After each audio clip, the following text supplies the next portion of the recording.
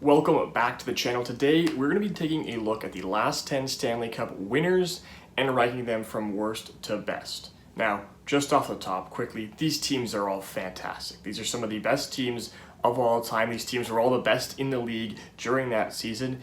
It's simply looking at them which ones were even better than the others. None of these teams are bad. They're all fantastic hockey teams. But we'll get started. Number 10. I feel like this is probably pretty easy if you look at the last 10 years. It is the St. Louis Blues. They were an amazing story. This is one of the greatest Cinderella runs of all time. But that's what it is. It's a Cinderella run. The team itself probably isn't beating any of these other teams in a 7-game series. This team was really, really good, went on a crazy run, but the talent just wasn't quite there, and that's why it's a Cinderella run. The team was unexpected. The run was unexpected. So that's where they fall. I mean, again, not a bad team. You had Ryan O'Reilly. He won the Selke this year. Jordan Binnington was going on an amazing run down the stretch into the playoffs. He was unstoppable. And it just kind of lacked a bit of a punch in certain spots, especially offensively. I mean, you look down the list.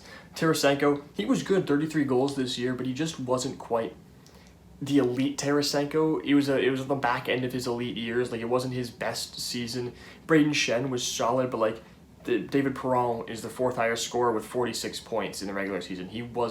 This team wasn't very fantastic. In the playoffs, it was the same sort of thing. Like, O'Reilly had a great run, but there was nobody even point per game on this team in the playoffs. Binnington was the huge reason they got this far, and Craig Berube. Without Craig Berube, who knows where this team is? So it's a really good team. It's a Stanley Cup worthy team, one of the best stories in NHL history, but they do fall to number 10 on this list of the last 10 Cup winners. At number 9, we've got the Washington Capitals. Another team that is a great story. They finally get over the hump in the second round and beat the Penguins, go to the Cup final. Ovi gets his first Cup. He gets the Conn Smythe. But once again, this team, they've been a second round exit for years, and they were second round exits all the years after this. They really never got back near this point. It was a really good team. These teams are all very talented, but you'll find with a lot of the lower teams, it's really the goalie takes an amazing run. It goes on an amazing tear heading into the playoffs. I mean, Braden Holtby had a .922 save percentage in these playoffs. He was fantastic. Ovi did win the Rocket this year. He had 49 goals. He was fantastic. Kuznetsov and Backstrom, obviously really good. And you still had John Carlson. Then takes a dip at the fifth highest scorer on this team. TJ Oshie only had 47 points, and he played most of the season.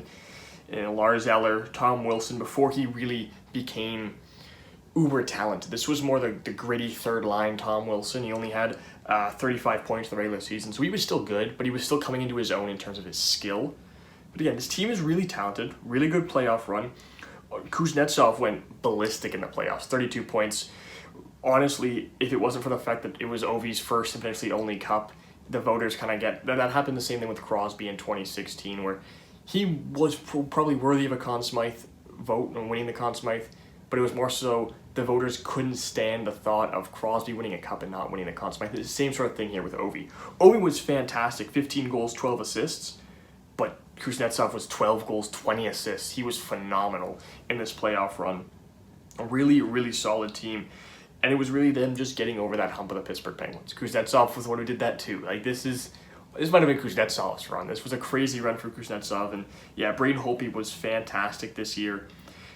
The team, they beat Vegas pretty handily in the Cup final, but I don't think that Vegas team was quite ready yet. They were mismatched, but a really, really all-around solid squad. This team is very good, but they just never really showed that they could do it again. They never really showed that they had more in them. And look at the names on this list, most of these teams were either just on the cusp a couple of years later or a couple of years before, or got back to the peak, you know? This is, if you look back at these last 10 years, you're looking at some dominant teams, back-to-back championships, dynasties, lots of good teams. So it's just a really tough list to get ranked any higher on. And then speaking of dynasties, number 8 is the back end of a dynasty in the Chicago Blackhawks in 2015. This team was good, but it definitely wasn't the best of their cup-winning teams. I mean, the scoring punch just really wasn't there, except for Patrick Kane. Patrick Kane was phenomenal. He was the only player point per game in the regular season, and was also the only player point per game in the playoffs. Duncan Keith was also fantastic this year, but this team was built on their defense. They were a defensive-minded team. Corey Crawford was playing phenomenal hockey. I mean, he was putting up some ridiculous numbers. 924 save percentage in the regular season and in the playoffs. He was amazing and kind of just disappeared. Did have Jonathan Toews. He was second in Selke voting this year. So really, again, another good defensive hockey team is this Chicago Blackhawks team. That's how they were always built. Nicholas Hjalmarsson, Brent Seabrook, Duncan Keith, just some of the guys on this list. But really, like the playoffs, again, really good from the top three guys. He still had 17 points, but Hossa was 36. This team was on the back end of their years, and again, there's a reason that after this, the Blackhawks kind of struggled to get much further in the playoffs. They kind of just fell flat in the water, and then they entered the rebuild. Like, it was the back end of the years. This was the end of this team's peak. Despite how young Kane and Toews were, they were still only 26 years old apiece, but the team kind of just ran out of juice. A lot of the older veterans started to age out, and it sort of led to the downfall of this team. But very good team, the back end of a dynasty, what you could call a dynasty with the Chicago Blackhawks. Them, the LA Kings, were just unbeatable during this time, 2015 to 2012. Like, those years were LA and Chicago for sure. Next up at number 7, and this is where I think you could really start to interchange any of these teams up or down from 7 to 1. That's how close it is. Maybe not 1. 1 is phenomenal, but 7 to 2, you could put these guys in any real order. It wouldn't be that crazy. So at number 7, we've got the 2016 Pittsburgh Penguins. And again, fantastic team. Crosby was playing at an unreal level this year. This was one of the best years of Crosby's career. He was second in Hart voting. He was phenomenal. Letang was great. Kessel was a big addition for this team. Evgeny Malkin, this was when, and then Mike Sullivan was hired midway through this season to lead them to the Cup. So again, really good team, but it isn't quite as good as their 2017 team. The 2017 team was, I think, a little bit better because it was just more experienced. And this was also, you had Murray and Fleury. What a duo to have in net. I mean, two guys that at their peak were top 5 goalies in the league. I mean, Fleury was playing really well in the regular season. He had a 921 save percentage. Murray had a 930. This team was phenomenal in the playoffs. Kessel did outscore Crosby. They didn't really have a ton of point per game guys, but they had a lot of guys in the near point per game range. Kessel with 22, Crosby with 19, Malkin with 18, Bonino with 18, Hagelin with 16, Letang with 15, Hornquist with 13. Like, this team was loaded, and you can't mention the 2016 Penguins without mentioning that HBK line. Hagelin, Bonino, Kessel. That line was unbeatable in the third line. So really, really good team. And in the playoffs, Matt Murray went absolutely ballistic. He was phenomenal. After he got back from injury, he played 21 games, won 15 of them with a 923 save percentage. Murray was really, really good this year, but again, 2017, it seems like everyone on this team took a step up. That's why this team is ranked lower. But we're not at 2017 Penguins quite yet. Next up on the list, we got the 2024 Florida Panthers. This one's tough. This is such a good team, and they were really, if they had finished a sweep on the Oilers, they'd probably be a little higher. And maybe that's a little recency bias watching them in those last few games of that series, but they almost got reverse swept. And this team is great. The other reason I can't put them any higher, I mean, Vegas is on this list somewhere.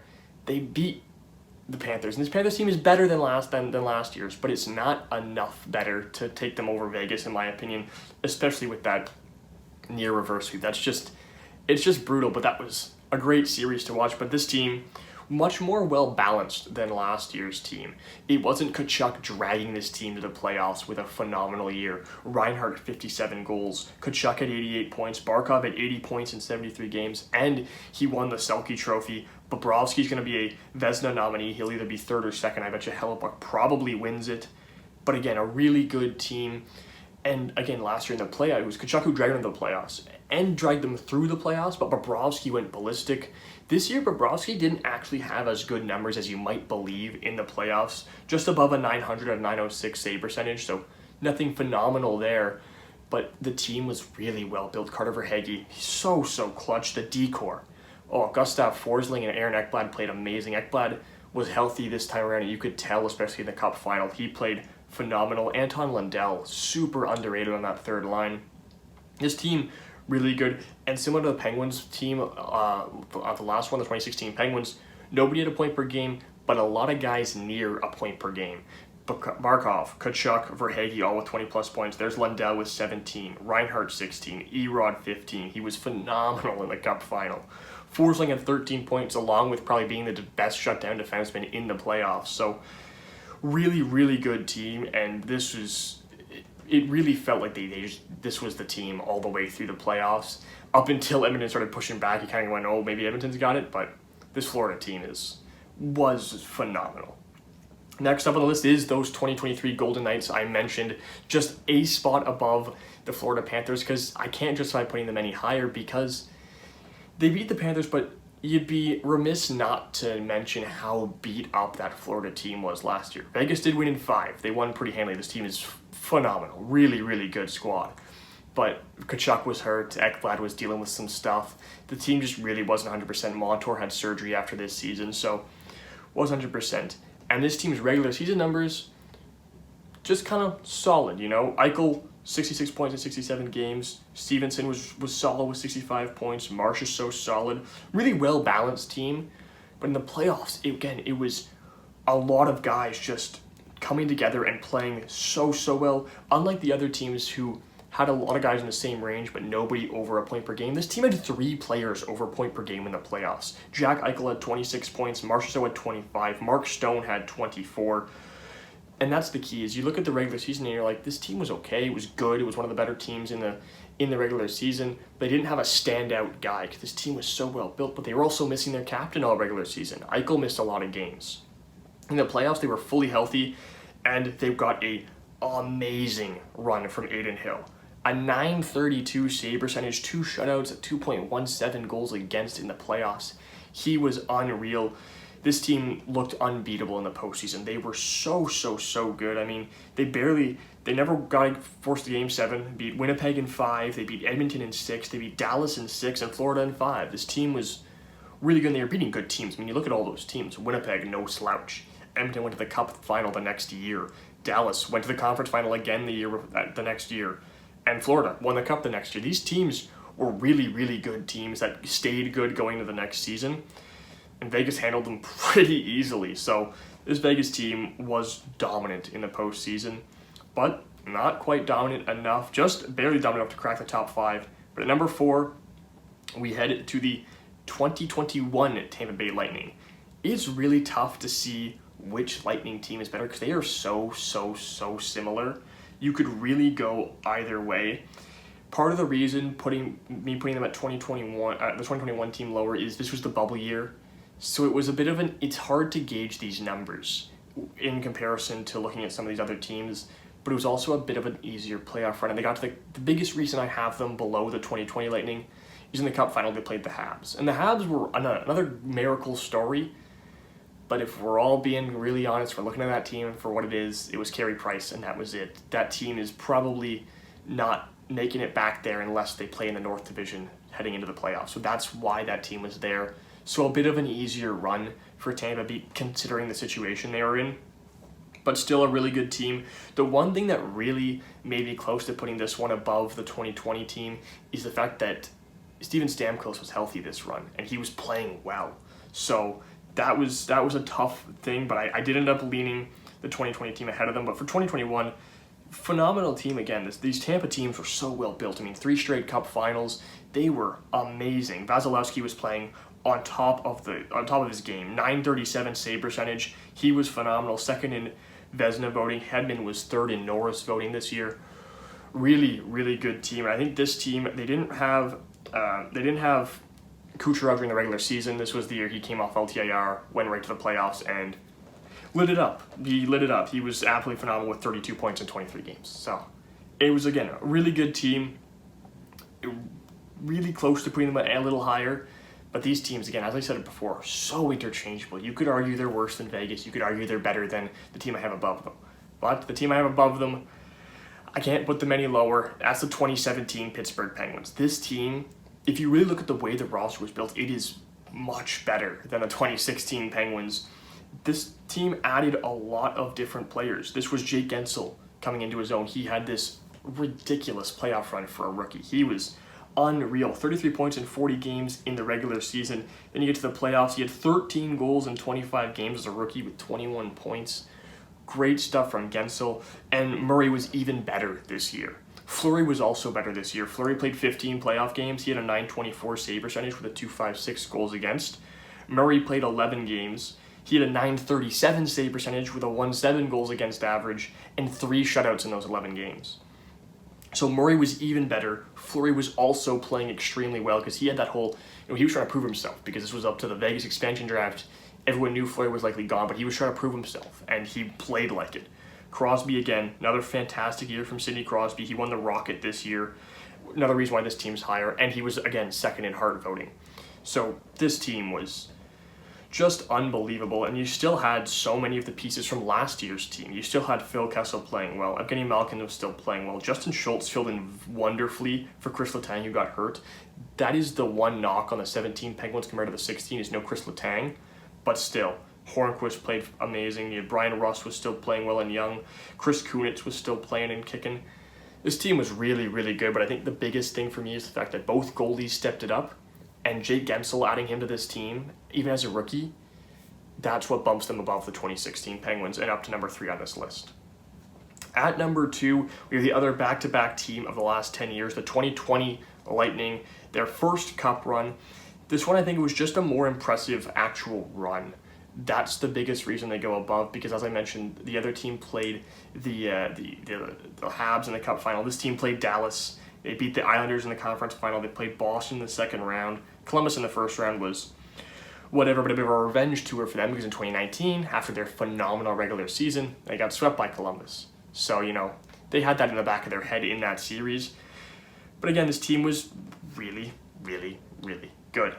You did have Stamkos playing hurt a bit in the playoffs. He wasn't himself. He only played one game in the Cup final, and you could tell he was hurting, but he was putting everything into it. But Kucherov this year, he played a fully healthy year this year, 85 points in 68 games, really good. And that is fully healthy because this was, again, shortened season due to COVID. Come back playing in a bubble.